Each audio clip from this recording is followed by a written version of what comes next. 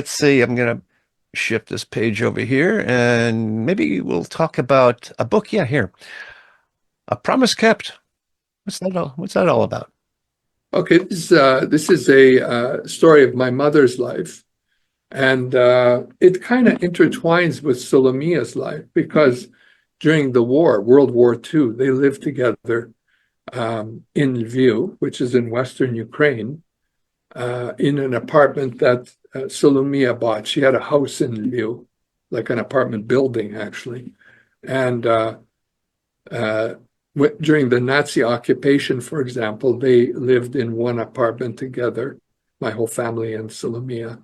And then when the Soviets came, they were together in an apartment as well.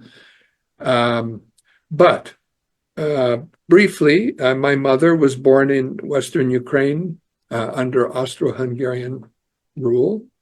Uh, when she was young, at 2 years old, she caught meningitis and she lost the hearing in her left ear. And then at 12, she caught Spanish flu, and it took away her hearing in the right ear, except for 20% of the right ear. So at the age of 12, she was pretty much deaf, and she had to grow up and make something of her life. It was a hard life, very Yeah, hard life. yeah. She grew up to be a seamstress and a costume designer. In fact, she worked in Warsaw in the opera, sewing costumes like this costume of Solomia's, for the various opera stars and so on.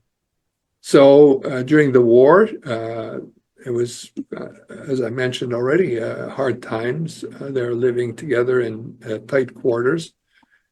Actually, during the war, when the Nazis were in occupying Western Ukraine, uh, they took over the building, and my grandfather went with Sulomia to the German High Command because they wanted to install the military in the building because it's a three-story building. And they said, "Well, wait a minute. This is Solomia's building. Where are we going to live if you're going to take over the building?" And they negotiated with the German High Command, and they said, "Okay, you can have the top floor, one apartment on the top floor, but we're taking over the rest of the building." So they lived above on the top floor, third floor, on a building where the whole building was full of German army officers and men, but they had the right to live on the top floor there. And it was tense times. The Holocaust, the Shoah took place at that. Now, we weren't Jewish. Our family is Ukrainian in background. But nonetheless, they saw what was going on the streets there and throughout all of Poland and so on. Hmm. So some hardships there, but I'll just briefly say that when the war was coming to an end and the Red Army was coming in and moving forward onto Germany, my family had to make a decision. Do they stay or do they go? Yeah. And my family lost my uncle, who was taken by the NKVD secret police, imprisoned and shot. So my grandfather said, "Well, we're leaving. We have to leave. We're not going to fall under the Soviets again." And so they escaped.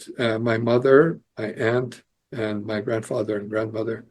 Along the way, my grandfather got sick with pneumonia and died. And the grandmother stayed with where he was buried. But my mother headed westward along with my aunt. And my mother ended up in a displaced persons camp in Salzburg, Austria, as did my aunt.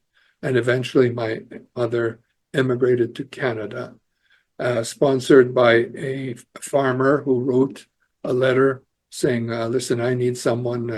My wife passed away and I have some children here and I need someone to come and help me."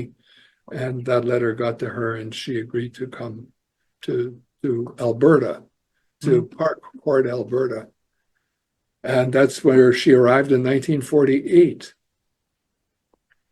Now, Park Court, Alberta is not the end of the world, but you can almost see the end of the world from Park Court.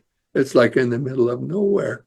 Okay. Uh, and that was okay, like in the summer, but in the winter, when the snow was 6 feet high, and they lived in a one room kind of farmhouse.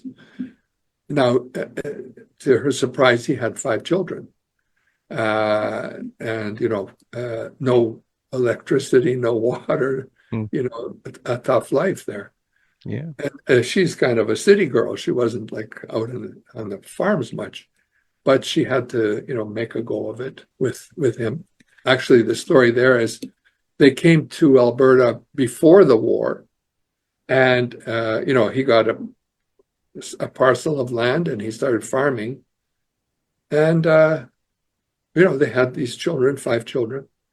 And one day, the mother got sick. She bent over with pain in the stomach, and they were like 60 miles from Edmonton, in the middle of nowhere.